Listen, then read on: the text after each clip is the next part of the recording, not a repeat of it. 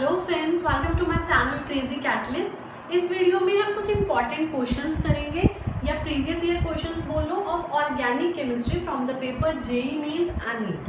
तो JEE mains और NEET में जितने भी हमारे ऑर्गेनिक केमिस्ट्री से कुछ इंपॉर्टेंट क्वेश्चन जो बार बार रिपीट हो रहे हैं हर पेपर में, वो मैंने यहाँ पे कुछ क्वेश्चंस लिए हैं। तो आज हम ये ट्राई करते हैं, स्टार्ट करते हैं। और यहाँ पे जो ये क्वेश्चंस है वो मेरे ज़्यादातर जो आपका फर्स्ट चैप्टर हम बोले ऑर्गेनिक केमिस्ट्री का, that is basic principles and technique, तो वहाँ से क्वेश्चंस है ये।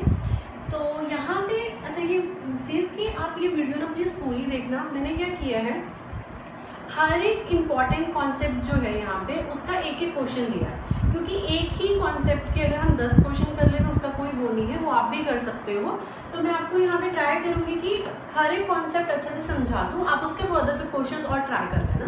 तो लास्ट तक वीडियो देखना, हर एक कॉन्सेप्ट मैंने अच्छे से क्लियर करवाया है, इसका आपको सॉल्यूशंस भी दूंगी, आप पहले खुद ट्राई करना, ठीक है। तो करते हैं start with the first question. Which of the following compound exhibit cis trans that is geometrical isomerism.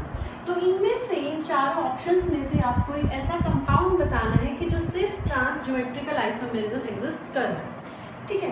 तो अब देखते हैं, स्टार्ट करते हैं। ट्यूब क्या है, ऑप्शन देख लो, 2-ब्यूटेन, 2-ब्यूटेन, ट्यूब्यूटेनॉल एंड ब्यूटेनॉल, ठीक है। तो अब यहाँ पे देखो, अगर आपके पास ज्योमेट्रिकल आइसोमेरिज्म, क्या होता है ज्योमेट्रिकल आइसोमेरिज्म? आइसोमेरिज्म्स होते हैं having same structural formula but different having same structural formula but different structures, ठीक है। तो ज्योमेट्रिकल आइसोमेरिज्म में क्या है कि फॉर्मूला सेम होगा बट आपकी जो स्पेशल अरेंजमेंट्स है, जो इसमें एटम्स हैं, उनकी जो अरेंजमेंट है वो क्या होगी, अलग होगी। और हम एक ज्योमेट्रिकल आइसोमेरिज्म में इंपॉर्टेंट बोलते हैं कि जो उनके अरेंजमेंट्स हैं वो डिफरेंट होंगी but around the double bond. तो ज्योमेट्रिकल आइसोमेरिज्म जो सिस और ट्रांस, अलग अलग दो तरह के आइसोमेरिज्म है, एक सिस शो करते हैं, एक ट्रांस शो करते हैं। तो उसके लिए सबसे इंपॉर्टेंट कंडीशन है कि वो क्या होना चाहिए, हमारा एल्कीन होना चाहिए, ठीक है। यानी कि डबल बॉन्ड उसमें एग्जिस्ट होना चाहिए, तभी कोई कंपाउंड सिस या ट्रांस आइसोमेरिज्म शो कर सकता है। तो अगर ऑप्शंस देखें तो हमारे पास ऑप्शन क्या है, इन यानी कि डबल बॉन्ड इसी में ही है। ये आयन ट्रिपल बॉन्ड है, al that is aldehyde group present है, फंक्शनल ग्रुप, ओल यानी कि यहाँ पे अल्कोहल फंक्शनल ग्रुप प्रेजेंट है। तो ये तो हमारे को नहीं है कि कोई भी सिस ट्रांस आइसोमेरिज्म में हमारी कंडीशन को फॉलो नहीं कर रहा है। तो यहाँ पे क्या आंसर हो जाएगा हमारा 2-ब्यूटेन, क्लियर। अब सेकंड क्वेश्चन देखते हैं। Out of the following compound which will have the zero dipole moment. अब आपको यहाँ पे डाइपोल मोमेंट पे ना एक क्वेश्चन आता है, तो आप इसको कॉन्सेप्ट अच्छे से समझना, फिर और क्वेश्चन ट्राई करना है। तो यहाँ पे अगर हम देखें ऑप्शंस, तो क्या है, one one dichloroethylene, cis one two dichloroethylene, trans one two dichloroethylene and none of above. तो यहाँ पे अगर आपको डाइपोल मोमेंट किसी का चेक करना है तो सबसे पहले आप ऐसे नाम से तो नहीं कर सकते हो, या आपको स्ट्रक्चर्स ड्रॉ करने पड़ेंगे। तो हम स्ट्रक्चर करते हैं ड्रॉ। फर्स्ट है one one dichloroethylene, ethylene means 2 carbon, first carbon पे 2 क्लोरीन लगे हुए हैं। ये हो गया हमारे पास ऑप्शन ए का स्ट्रक्चर, ठीक है। ऑप्शन बी का स्ट्रक्चर देख लेते हैं। सिस 1,2-डाइक्लोरोइथाइलिन यानी कि सिस है, सिस मीन्स कार्बन पे जो क्लोरीन हमारे लगे हैं वो क्या है, एक ही प्लेन में होंगे, और यहाँ पे हमारे पास आ गए। उसके बाद थर्ड ऑप्शन है ट्रांस। ट्रांस में क्या हो जाएंगे, दोनों की डायरेक्शंस क्या होती है, अपोजिट। तो अगर मैंने यहाँ पे Cl लगाया तो इसका Cl कहाँ होगा, ये H हो जाएगा, ठीक है।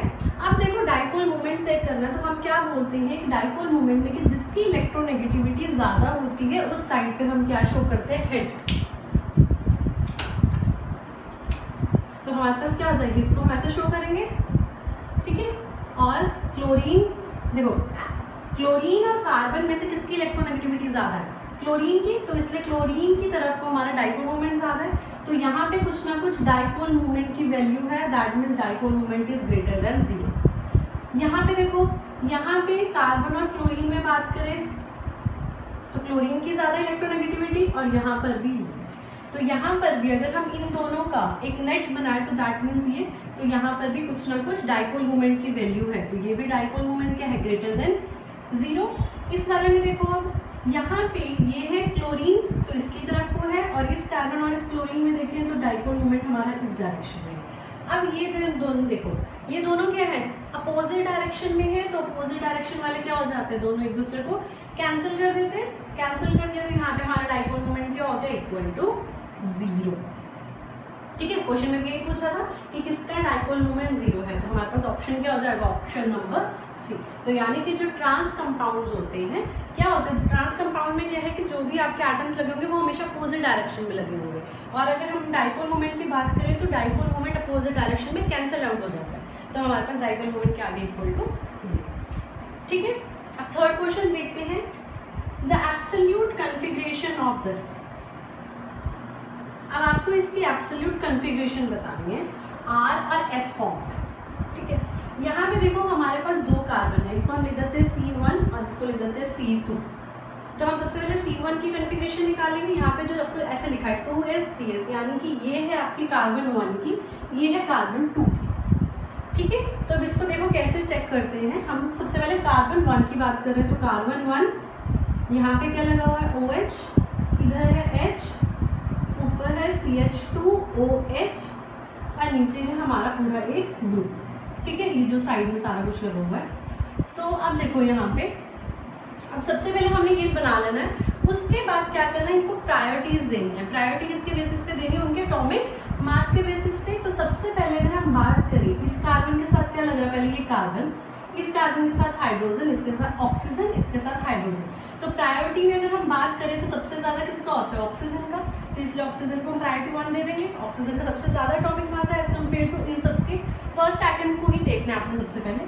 उसके बाद देखो, अगर यहाँ पे C है, यहाँ पर भी C है, बट यहाँ पे नेक्स्ट C के साथ 2 H लगे हैं, बट यहाँ पे C के साथ क्या लगा है, Cl। तो इसका मास, टोटल मास देख लो, इसका मास इसके कंपैरिजन में ज़्यादा है, तो सेकंड प्रायोरिटी इसको, थर्ड प्रायोरिटी इसको, फोर्थ। समझ आ गई प्रायोरिटीज कैसे देनी है। उसके बाद हमने क्या पढ़ा है कि जो भी सबसे लीस्ट प्रायोरिटी वाला होगा वो हमेशा टूवर्ड्स द ऑब्जर्वर होना चाहिए, यानी कि इस वाली पोजीशन पे होना चाहिए, ये लास्ट वाला। ठीक है, तो हम इसको क्या करेंगे, यहाँ पे लेके आएंगे। तो इसके लिए क्या करते हैं, इन दोनों को शफल करेंगे और इन दोनों को शफल करेंगे। ठीक है, तो करो, क्या बन जाएगा, C1 यहाँ पे आ जाएगा OH, यहाँ पे OH है ऑलरेडी तो ये ऊपर चला जाएगा, यहाँ पे आ जाएगा CH2OH, यहाँ पे आ जाएगा H और यहाँ पे आ जाएगा ये पूरा। ठीक है, प्रायोरिटीज देख लो, यहाँ 3 था, यहाँ 1, तो ये हो गया 3, ये है 1, 2 इधर चले गया, 4 इधर। तो मतलब आपने लीस्ट प्रायोरिटी वाले को हमेशा क्या है, टूवर्ड्स द ऑब्जर्वर, यानी कि नीचे वाली साइड लेके आना है कार्बन की। यहाँ तक हो गया। अब आपने डायरेक्शन चेक करनी है। हमने डायरेक्शन जाना है फ्रॉम 1 2 3 4। 4 कोई बात नहीं छोटा है, तो हम डायरेक्शन देखेंगे 1 से 2। 1 से 2 जब डायरेक्शन आपकी चल रही है तो कौन सी डायरेक्शन है, ये एंटी क्लॉकवाइज।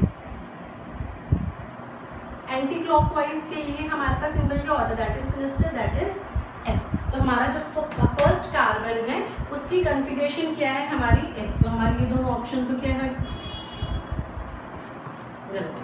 ठीक है। अब सेकंड के लिए देखते हैं, अब जल्दी जल्दी करना है इसको।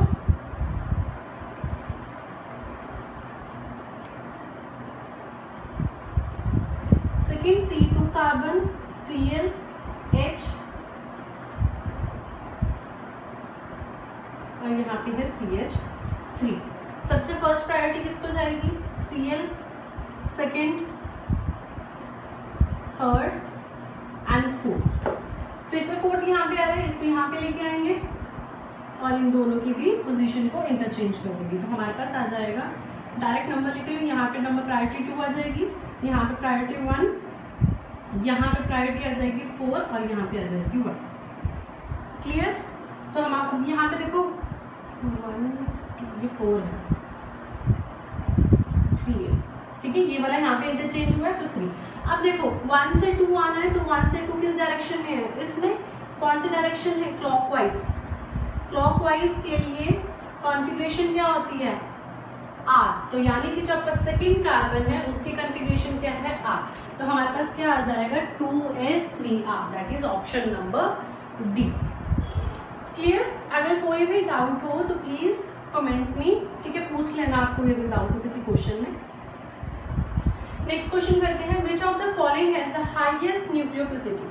अब यहाँ पे देखो, जो हमको पूछा जाए कि सबसे ज़्यादा न्यूक्लियोफाइल की तरह कौन एक्ट कर रहा है। न्यूक्लियोफाइल का मेन काम क्या होता है कि वो किसी इलेक्ट्रोफाइल के साथ अटैच हो, यानी कि किसी ऐसे इलेक्ट्रोफाइल के साथ जिसके पास इलेक्ट्रॉन की डेफिशिएंसी हो, और जब वो न्यूक्लियोफाइल यहाँ पे अटैच होता है तो वो क्या करता है, इसको अपने इलेक्ट्रॉन्स देके बॉन्ड बनाता है। ठीक है, तो हमारा न्यूक्लियोफाइल अगर हम बोले कि हाईएस्ट न्यूक्लियोफिसिटी किस में है, तो उसमें होगी जिसके पास मैक्सिमम इलेक्ट्रॉन्स देने की टेंडेंसी होगी। तो इनमें से सबसे ज़्यादा इलेक्ट्रॉन इजिली कौन दे सकता है? देखो, एक है हमारे पास F negative, OH negative, NH2 negative and CH3 negative. Fluorine highly electronegative है, तो ये क्या करेगा, ये तो इलेक्ट्रॉन नहीं देगा। OH, फिर NH3, फिर CH3। तो अब इन सब में से देखो कि सबसे कम इलेक्ट्रोनेगेटिव कौन होता है। जो इलेक्ट्रोनेगेटिव सबसे कम होगा दैट मीन्स वो अपने इलेक्ट्रॉन क्या करेगा, इजीली दूसरों को दे देगा। तो हम अगर देखें तो हमारे पास सबसे कम क्या होता है, कार्बन इलेक्ट्रॉन सबसे कम होती है, फिर नाइट्रोजन की, फिर ऑक्सीजन की, फिर फ्लोरीन की। तो ये है इलेक्ट्रोनेगेटिविटी सीरीज, ऐसा ही है। तो अगर कार्बन की इलेक्ट्रोनेगेटिविटी सबसे ज़्यादा कम है तो ये इलेक्ट्रॉन इजीली डोनेट करेगा। तो मतलब हमारे पास हाईली न्यूक्लियोफिलिसिटी किसकी है, CH3 की, फिर किसकी होगी, NH2, फिर उसके बाद है OH नेगेटिव की, और फिर है F नेगेटिव की। तो आंसर क्या हो जाएगा, option number C, that is CH3। तो आपसे अगर ये पूछा है तो आपने किस बेसिस पे देखना है, इलेक्ट्रोनेगेटिविटी के बेसिस पे। इलेक्ट्रोनेगेटिविटी मीन्स कि जो अपने शेयर पेड इलेक्ट्रॉन को अपनी तरफ अट्रैक्ट करके रखता है वही। तो अगर ये अपने इलेक्ट्रॉन्स को, ऑक्सीजन अगर हाइड्रोजन से इलेक्ट्रॉन्स को अपने पास अट्रैक्ट करके रखेगा तो ये इलेक्ट्रॉन इजीली किसी को दे ही नहीं सकेगा। ठीक है, तो हमने क्या देखना है कि जिसकी इलेक्ट्रोनेगेटिविटी सबसे कम है वो अच्छा न्यूक्लियोफाइल है। क्लियर? अब नेक्स्ट क्वेश्चन करते हैं।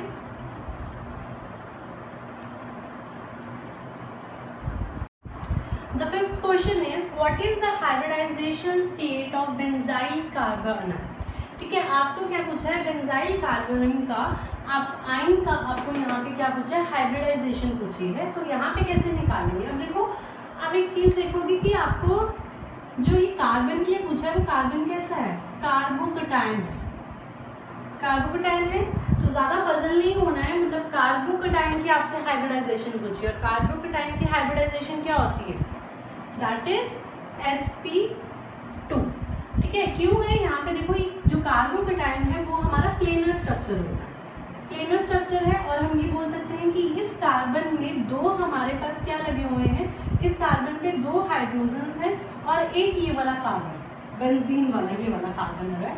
तो तीन चीज़ें लगी हुई हैं, इसलिए हमारा जो स्ट्रक्चर है वो कैसा है, हमारा sp2। तो याद रखना कार्बोकटायन का वैसे भी जो हाइब्रिडाइजेशन स्टेट है दैट इज sp2। तो हमारे पास ऑप्शन क्या हो जाएगा, option number A. Clear?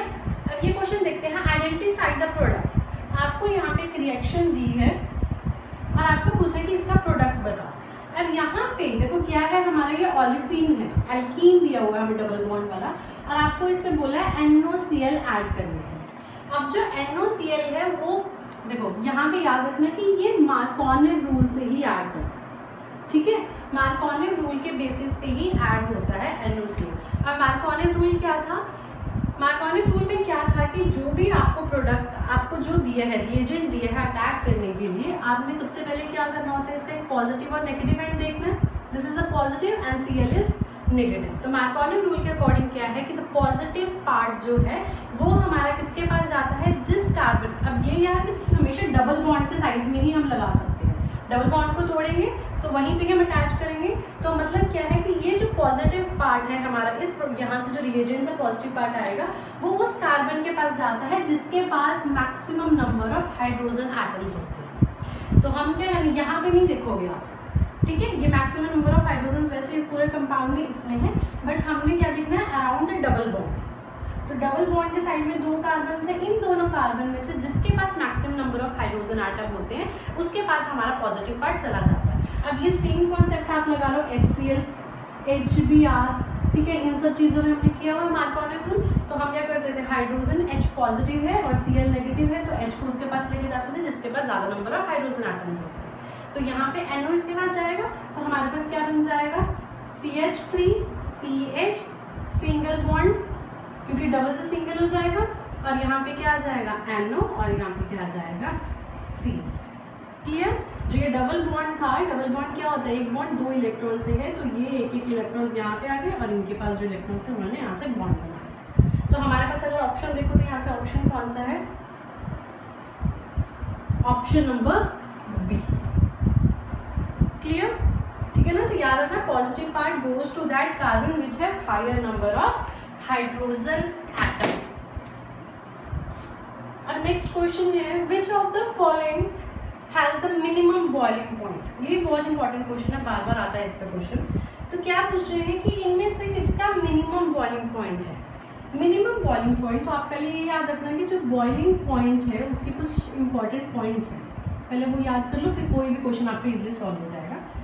Boiling point में क्या है, अगर हम चेन और ब्रांचिंग की बात करें तो जो हमारे पास कार्बन, अगर जितनी ज़्यादा कार्बन चेन होती है उतना ही उसका बॉइलिंग पॉइंट ज़्यादा होता है एज कम्पेयर टू ब्रांच। ठीक है, तो क्या है, अगर चेन है तो उसका बॉइलिंग पॉइंट ज़्यादा होता है as compare to the branch. Boiling point branch का क्या है, कम है। जितनी ज़्यादा किसी कंपाउंड में ब्रांचिंग होती जाएगी उसका बॉइलिंग पॉइंट उतना ही कम होता जाता है। ठीक है, अब जैसे यहाँ पे चेन की बात की है, मान लो ये मैंने लिखा, ये चेन है, अगर मैंने इसकी ब्रांचिंग कर दी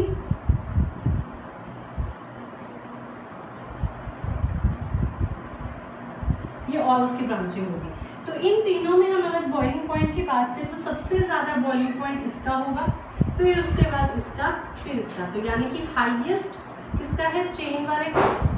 जितनी ज़्यादा ब्रांचिंग होती जाती है उतना ही बॉइलिंग पॉइंट कम होता जाता है। तो अगर हम इनमें से बात करें एन-ब्यूटेन और आइसोब्यूटेन में से, तो किसका बॉइलिंग पॉइंट यहाँ पे कम होगा, एन-ब्यूटेन और आइसोब्यूटेन। एन-ब्यूटेन क्या है, आपका चेन स्ट्रक्चर है 4 कार्बन एटम्स का, ये हो जाएगा एन-ब्यूटेन। आइसोब्यूटेन क्या हो जाएगा हमारा ये, तो हमारे पास क्या है एन-ब्यूटेन, तो हमारा ऑप्शन है ही नहीं है, क्योंकि एन-ब्यूटेन का बॉइलिंग पॉइंट ज़्यादा है एज कम्पेयर टू आइसोब्यूटेन। हमें किसका पूछा, मिनिमम पूछा है ना, तो हमारे पास ये आ गया। अब देखते हैं ईन और आयन के केस में।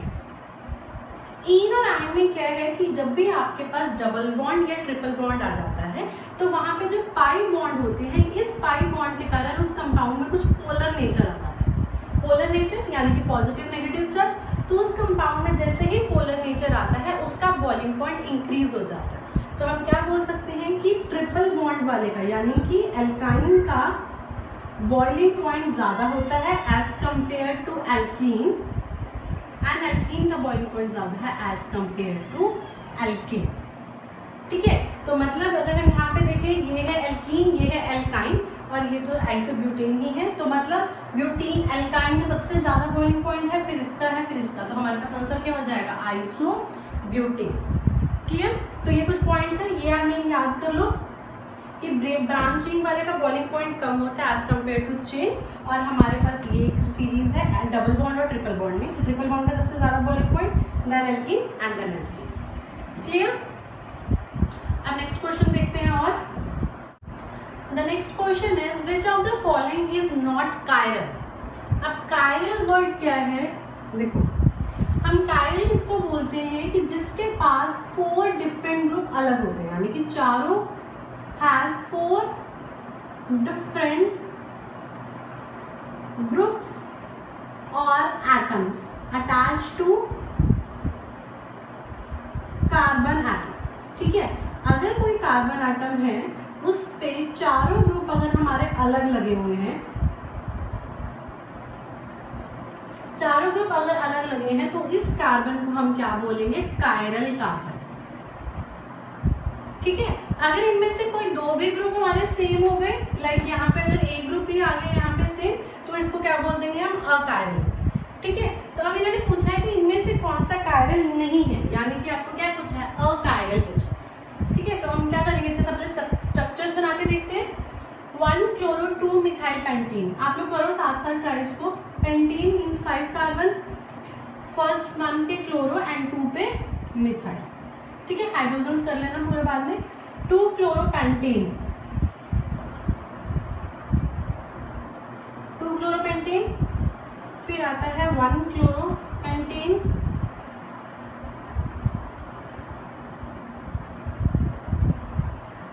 And 3 chloro 2 methyl pentene. ये स्ट्रक्चर बन गया। ठीक है, अब इन्होंने पूछा है कि इनमें से कौन सा अकायरल है। अकायरल आपने ढूंढना है, not chiral that means achiral. तो आपने ऐसा कोई इसमें से कार्बन ढूंढना है कि जिसके पास 2 इलेक्ट्रॉन्स के 2 एटम्स ये ग्रुप सेम हो। ठीक है, तो अगर हम इसमें देखें, यहाँ पे इस कार्बन की बात करते हैं, इस कार्बन पे एक साइड पे क्या है CCl, ग्रुप देखो या एटम देखो। ठीक है, CCl, एक पे CH3, एक पे क्या है C3 वाला कार्बन है और एक क्या है हाइड्रोजन। तो ये क्या है, चारों ग्रुप अलग अलग हैं इस कार्बन के। तो ये कैसा ग्रुप है हमारा, कायरल। इस वाले को देखते हैं, इस वाले कार्बन पे एक तो क्या है Cl है, एक साइड पे एक कार्बन है, एक साइड पे 3 कार्बन का ग्रुप है और एक साइड पे एक हाइड्रोजन है। तो चारों बॉन्ड्स क्या हो गए इसके, हमारे डिफरेंट हो गए। तो इसको हम क्या बोलेंगे, कायरल।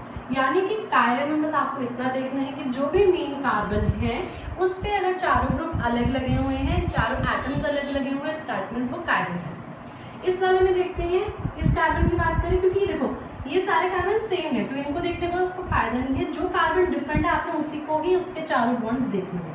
अब इस कार्बन पे देखो, यहाँ भी हाइड्रोजन है, यहाँ पर भी हाइड्रोजन है और यहाँ पे क्या है, क्लोरीन है। तो मतलब इस कार्बन पे 2 एटम्स तो हमारे क्या हो गए, सेम हो गए। तो मतलब ये कैसा है हमारा, अकायरल कार्बन एटम। इस वाले में भी देख लो, अगर हम इस कार्बन की बात करें तो इस कार्बन पे एक CH3 है, एक CH3 है और एक C है। तो मतलब ये वाला तो कार्बन नहीं है, कायरल कार्बन नहीं। इस कार्बन की बात करें तो ये वाले पे क्या है, एक Cl है, यहाँ पे क्या है, एक CH2 है जिसपे एक मिथाइल है और एक यहाँ पे CH2 है और एक यहाँ पे H है। तो इसमें भी चारों कार्बन हो गए। तो मतलब यहाँ पे क्या है, एक कायरल है। अगर किसी भी पूरे कार्बन आटम में जो आप अगर ये पूरा देखो तो उसमें अगर आपको एक भी कायरल दिख जाए दैट मीन्स वो पूरा कंपाउंड हमारा कायरल है। ठीक है, तो यहाँ पे अगर आप सारे की बात करो, सारे कार्बन देख लो, सारे एक कायरल है, तो इसलिए हमारा क्या हो गया, आंसर हो गया। तो हमारा कौन सा आंसर है, option number C, that is 1-chloroprotein pentane is not chiral. अब नेक्स्ट क्वेश्चन देखते हैं। नेक्स्ट क्वेश्चन है, the most suitable method of separation of 1:1 mixture of ortho and para nitrophenol. आपके पास मिक्सचर है, एक ऑर्थो एंड पैरा नाइट्रोफिनोल है उसमें, और आपको क्या करना है, उसको सेपरेट करना है। तो आपके लिए पूछा है कि इनमें से आप कौन सा मेथड यूज करोगे टू सेपरेट दैट मिक्सचर। अब यहाँ पे देखो, ये वाला क्वेश्चन बहुत इंपॉर्टेंट है, ये नीट में बहुत बार आया है, तो इसको करो। तो यहाँ पे क्या पूछा है, अब देखो कौन कौन से हैं हमारे को, देखो chromatography, crystallisation, steam distillation and sublimation. तो एक इम्पॉर्टेंट प्रॉपर्टी है ऑर्थो एंड पैरा नाइट्रोफिनोल की, वो देखो, दिस इज ऑर्थो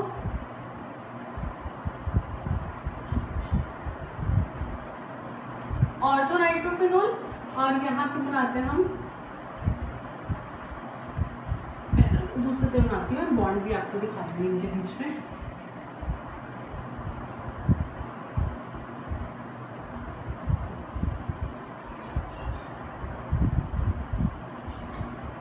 ठीक है, ये है ऑर्थो और ये है ऑर्थो और ये है पैरा नाइट्रोफिनोल। अब जो ऑर्थो नाइट्रोफिनोल है, प्रॉपर्टी है कि इन ये जो है वो क्या है, स्टीम वॉलेटाइल होते हैं। इनकी प्रॉपर्टी है ये स्टीम वॉलेटाइल है। अब क्यों स्टीम वॉलेटाइल है, यहाँ पे क्या है, अगर हम बॉन्ड देखें तो यहाँ पे एक बॉन्ड बन जाता है और एक ही अपने ही कंपाउंड में जब हाइड्रोजन और किसी इलेक्ट्रोनेगेटिव एलिमेंट के बीच में बॉन्ड बनता है उनको हम बोलते हैं इंट्रामॉलिक्यूलर हाइड्रोजन बॉन्डिंग। ऐसा ही है, इंट्रामॉलिक्यूलर हाइड्रोजन बॉन्डिंग।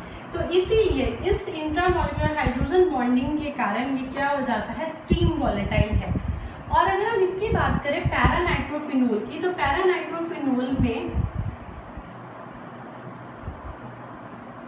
अगर मैं यहाँ पे एक और पैरा नाइट्रोफिनोल बनाऊं तो हमारे पास ऐसा कुछ बनेगा। ठीक है, तो इस हाइड्रोजन और इस ऑक्सीजन में जो बॉन्ड बना है ये भी क्या है, हाइड्रोजन बॉन्डिंग है। बट कौन सी हाइड्रोजन बॉन्डिंग है, जब अलग अलग दो अलग अलग मॉलिक्यूल्स के बीच में बॉन्डिंग है उनको क्या बोलते हैं हम, इंटरमॉलिक्यूलर हाइड्रोजन बॉन्डिंग। तो इस इंटरमॉलिक्यूलर स्ट्रॉन्ग हाइड्रोजन बॉन्डिंग के कारण ये स्टीम वॉलेटाइल नहीं है। ठीक है, तो दोनों की प्रॉपर्टी क्या आ गई, अलग अलग होगी। तो इस बेसिस पे इन प्रॉपर्टी की जो डिफरेंस है इसी बेसिस पे हम इनको सेपरेट आउट कर सकते हैं। ये स्टीम वॉलेटाइल है, ये स्टीम वॉलेटाइल नहीं है। दैट मीन्स हम किससे इसको सेपरेट आउट कर सकते हैं, थ्रू स्टीम डिस्टिलेशन। तो हमारे पास ऑप्शन क्या हो जाएगा, स्टीम डिस्टिलेशन। क्लियर हुआ। ऑर्थो एंड नाइट्रोफिनोल में आपसे पूछा भी जा सकता है कौन सी हाइड्रोजन बॉन्डिंग है इसमें, इंट्रामोलिकुलर, क्योंकि सेम मॉलिक्यूल में ही हाइड्रोजन बॉन्डिंग हो रही है और यहाँ पे दो अलग अलग मॉलिक्यूल्स में है, तो यहाँ पे क्या हो जाएगी, इंटरमॉलिकुलर हाइड्रोजन बॉन्ड। क्लियर। अब नेक्स्ट क्वेश्चन देखते हैं, question number 10, which of the following is a strongest base. अब इनमें से आपको क्या पूछा, स्ट्रॉन्गेस्ट बेस बताओ। अब बेस कौन से होते हैं, दैट डोनेट इलेक्ट्रॉन, जो उनके पास हमारे पास लोन पेयर्स हैं या एक्स्ट्रा बोल लो, जो अपने लोन पेयर्स एक्स्ट्रा इलेक्ट्रॉन्स को जो डोनेट करते हैं, that are the strong base. अब इनमें से स्ट्रॉन्गेस्ट बेस देखते हैं, तो अब यहाँ पे एक चीज़ देखो, जो अमोनिया है उसके पास हमारे पास क्या होते हैं, लोन पेयर्स होते हैं, ठीक है। तो ये क्या करता है, एज एन बेस एक्ट करता है। यहाँ पे जो आपके पास एमीन ग्रुप लगा है सब में अलग अलग देखो लगा है, यहाँ पे कि इसके साइड में ऑर्थो पोजीशन में मिथाइल है, यहाँ पे इसके साइड है, इसकी ऐसे है, ठीक है। तो अब हमने क्या देखना है कि इनमें से कौन सा जो नाइट्रोजन है वो इजीली अपने इलेक्ट्रॉन डोनेट कर सकता है। तो इजीली कब करेगा, अगर इसके जो ये लोन पेयर इलेक्ट्रॉन्स हैं वो अगर रेजोनेंस में ना आए, अगर इसके जो ये लोन पेयर्स हैं ये अगर रेजोनेंस में ना आए तो उसके पास इलेक्ट्रॉन्स क्या होंगे, उसके फ्री होंगे और वो इजीली डोनेट कर पाएगा।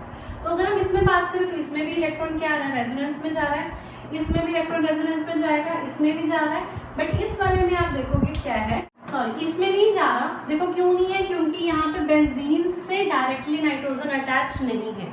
यहाँ पे सब में क्या है, बेंजीन से डायरेक्टली नाइट्रोजन अटैच है, तो वो अपने लोन पेयर्स क्या करेंगे, रेजोनेंस में यूज कर लेंगे। इस वाले में भी अपने रेजोनेंस में इलेक्ट्रॉन यूज हो जाएंगे, बट इसमें नहीं होंगे। तो दैट मीन्स जिसमें रेजोनेंस में इसके इलेक्ट्रॉन नहीं गए उसके पास इलेक्ट्रॉन अभी भी फ्री है टू शेयर दैट। तो ये क्या हो जाएगा, हमारा एक स्ट्रॉन्गेस्ट बेस हो जाएगा। क्लियर। आगे और देखते हैं questions. The next question is which of the following contain equal number of sigma and pi bonds। आपको इनमें से बताना है कि किसमें इक्वल नंबर ऑफ सिग्मा है और पाई बॉन्ड्स है। तो वो कैसे पता चलेंगे, आप स्ट्रक्चर्स बनाओगे तो स्ट्रक्चर ड्रॉ करते हैं, CH2 और साथ में क्या लगे हैं, 2 Cl लगे हैं। आपको बॉन्ड्स चेक करने हैं तो इसलिए आप क्या करोगे, सारे बॉन्ड्स को ड्रॉ करके देखोगे। तो फर्स्ट ऑप्शन ये हो गया। सेकेंड ऑप्शन है Cn एंड Cn, तो दोनों के कार्बन के बीच में सिंगल बॉन्ड, नाइट्रोजन के साथ कार्बन में ट्रिपल बॉन्ड होता है इसलिए ट्रिपल बॉन्ड। फिर है HCO3,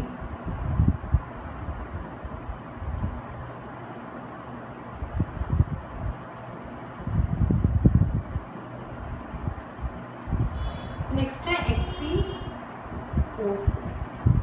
आपको ये स्ट्रक्चर्स अगर नहीं आते हैं तो ये वेस्पर क्यूरी वगैरह से ठीक है ड्रॉ करके देख लेना या बॉन्ड स्ट्रक्चर से। तो हमारे पास ये बन गया। अब हमने क्या काउंट करना है, इसमें सिग्मा और पाई बॉन्ड्स काउंट करने हैं। अगर हम इसमें सिग्मा बॉन्ड्स देखें तो कितने हैं, 6 और पाई बॉन्ड्स कितने हैं, 4। ठीक है, ये तो पता है ना, ये 2 होते हैं पाई ट्रिपल में, एक होता है सिग्मा। ये सिंगल वाले क्या होता है, सारे सिग्मा, और इसमें भी क्या होंगे, 2 पाई और बीच वाला सिग्मा। तो हमारे पास कितने हो गए, 6 और 4। इस वाले में देखते हैं, इसमें हमारे पास सिग्मा है 3, 1 2 3 और पाई है हमारे पास 4। इसमें देखें तो सिग्मा कितने हैं, 3 एंड पाई है 1। पाई बॉन्ड्स देखने हैं, ठीक है। इसमें देखो सिग्मा कितने हैं, 1 2 3 4 सिग्मा है। पाई देखो, पाई पाई पाई पाई, तो पाई भी कितने हैं, 4। तो हमारा ऑप्शन क्या हो गया, उन्होंने क्या पूछा था, having same sigma and pi bonds, दोनों में सेम नंबर होना चाहिए। तो हमारा ऑप्शन क्या हो गया, XeO4। क्लियर।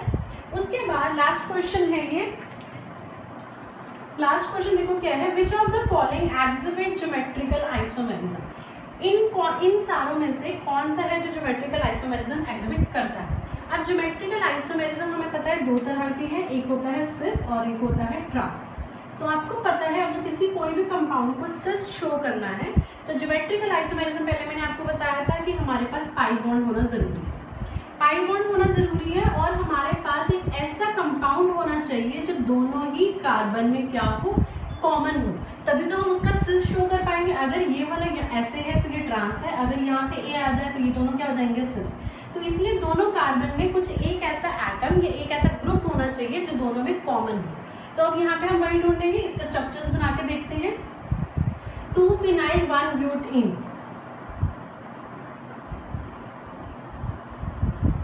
2 पे फिनाइल ग्रुप है, PH लिख रही हूँ डायरेक्ट इसको, ठीक है। 2 फिनाइल 1 ब्यूटेन, उसके बाद है प्रोपीन, 1 पे इन है और 1 पे ही 2 फिनाइल ग्रुप्स लगे हुए हैं। उसके बाद थर्ड ऑप्शन देखो, ब्यूट है, 4 कार्बन है, 1 पोजीशन पे इन है, ये 1 ले रही हूँ, ये 2 है, ये 3 है, ये 4 है, ठीक है। और 1 पे ही हमारे पास क्या लगा हुआ है, फिनाइल है। इस वाले में क्या है,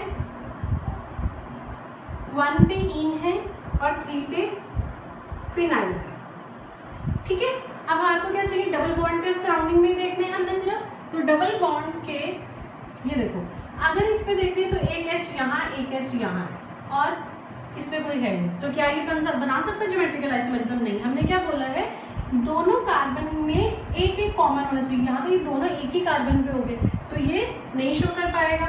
उसके बाद ये वाला देखते हैं, इस पे भी क्या है, H, इसका H यहाँ है और ये है, तो मतलब ये भी नहीं शो कर पाएगा। इस वाले में देखें तो एक फिनाइल है, यहाँ पे क्या आ जाएगा, एक H आ जाएगा और इसके पास क्या आ जाएगा, एक H आ जाएगा, ठीक है। इस वाले में भी देख लेते हैं, यहाँ पे क्या आ जाएगा, H, H और यहाँ पे क्या आ जाएगा, एक H, ठीक है। तो मतलब ये भी नहीं बन सकता क्योंकि एक ही कार्बन पे 2 ग्रुप सेम आ गए, ये भी नहीं हो सकता। ये वाला भी नहीं हो सकता क्योंकि एक ही कार्बन पे, देखो डबल बॉन्ड के साइड में ही देखना है, एक कार्बन पे 2 ग्रुप सेम आ गए, तो ये भी नहीं हो सकता। तो हमारे पास क्या बनेगा, ये इसका सिस भी बन सकता है और ट्रांस भी बन सकता है, ठीक है। तो हमारे पास ऑप्शन नंबर क्या हो गया, सी। क्लियर? मोस्टली मैंने कॉन्सेप्ट ट्राई किए हैं कि मैं आपको सारे कॉन्सेप्ट करवाऊंगी और समझाऊं, तो आप इन्हीं कॉन्सेप्ट्स के और क्वेश्चंस ट्राई करो, प्रीवियस ईयर पेपर्स निकालो और उसको ट्राई करो, ठीक है। मैं और वीडियोस भी अभी बनाऊंगी, ऑर्गेनिक की होगी, 1-2 इनऑर्गेनिक की, अलग अलग चैप्टर्स कुछ डिमांड है बच्चों की, तो उन पे बनाऊंगी, तो आप ज़रूर देखना। अगर मेरी वीडियो अच्छी लगी हो तो please like, share and subscribe. Thank you.